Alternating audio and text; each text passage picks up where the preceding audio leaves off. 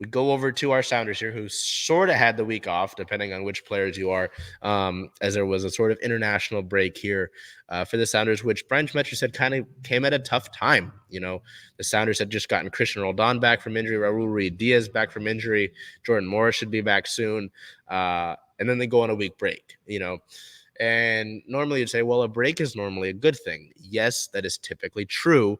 But with the way that the Sounders had been playing, although I talked about it last week, dropping points to Charlotte, wasting a 3-goal effort, you wanted to keep that moving momentum-wise, right? So that was tough in that instance, but I think in terms of getting guys even more healthy and maybe getting a little reset, maybe it's good there. We move over to team notes here, and there are 4 different players who went up to their respective national teams. On June 12th, Jordan Morris and Christian Roldan were both named to the U.S. men's national team roster for the CONCACAF Gold Cup as the red, white, and blue aim to capture their 8th trophy in that respective tournament. Roldan and Morris are both part of the 23-man roster for the U.S. Morris, having made 52 appearances and 11 goals while representing his country, including 2 appearances during the previous Men's World Cup in Qatar against Wales and Netherlands. He's tied for 5th in MLS goals with 9, including a club record 4 goals against Sporting Kansas City on March 25th. Roldan has made 32 appearances for the U.S. and was part of the squad at the World Cup, but did not make any appearances. He has started in 8 of his 9 MLS regular season appearances in 2023. There we go.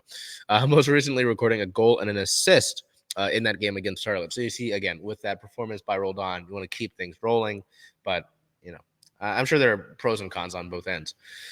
We look over here, June 16th, defenders Javier Arriaga and Alex Roldan are representing Ecuador and El Salvador, respectively, this past weekend, in the international friendly action during the current FIFA window.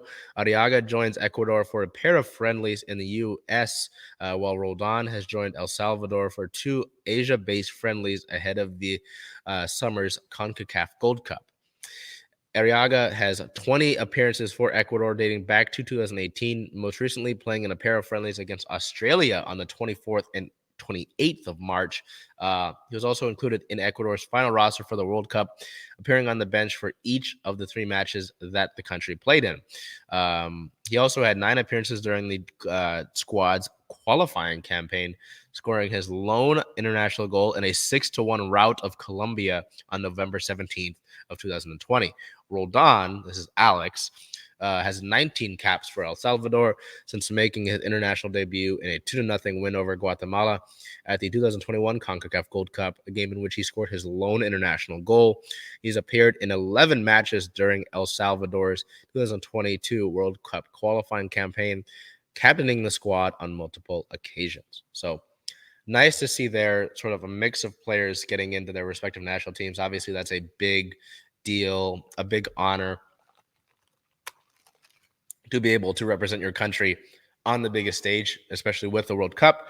And appearances like this, whether it be, excuse me, the U.S. guys in the Gold Cup or Alex and Javier with the internationals, are chances to say, hey, when 2026 rolls around, who's going to be remembered? Are they going to remember having Arriaga and Roldan for those respective teams? Will recently announced rehired Greg Berhalter want to have Morris and Roldan around when 26 comes around? Instances like this are important for that reason. So the Sounders sit at an 8-win, 6-loss, 4-draw record. They are sitting at 28 points right now, which is good for 3rd in the Western Conference. Now they've dropped to 3rd after hanging around 1st and 2nd for the longest time. Their next 2 matches, some tough ones. June 21st at LAFC, which is a 7:30 p.m. start. A rematch there of earlier in the season when the 2 teams fought to a pretty intense draw where statistically Seattle was the better club. And then June 24th versus Orlando City SC here at home at Lumen Field. A little bit of a late one here. I know people don't always like the 7:30 starts. I don't blame you. But that one here at Lumen Field against Orlando City. Again, sort of similar to I talked about the Storm and the way that those teams that they're playing against in the upcoming week stack up. LAFC sitting in Seattle's spot at second in the Western Conference. So, not that that's going to be a big battle. That's important. That's points. If you're able to get a win there, that would put you atop the Western Conference, depending on what St. Louis does. And then Orlando City. Orlando is a playoff team in the East right now. And it's crazy because statistically they're only 2 points off of Seattle's total. But in the Eastern Conference, they are 7th behind Atlanta, Columbus, Philadelphia, New England, Nashville, and Cincinnati. So, a little bit of a tough one to see that. It'll be a big week for the Sounders. Again, having wasted points in Charlotte, coming off of that draw against the Timbers in the doubleheader, and then going on this international break where you're kind of halting momentum. So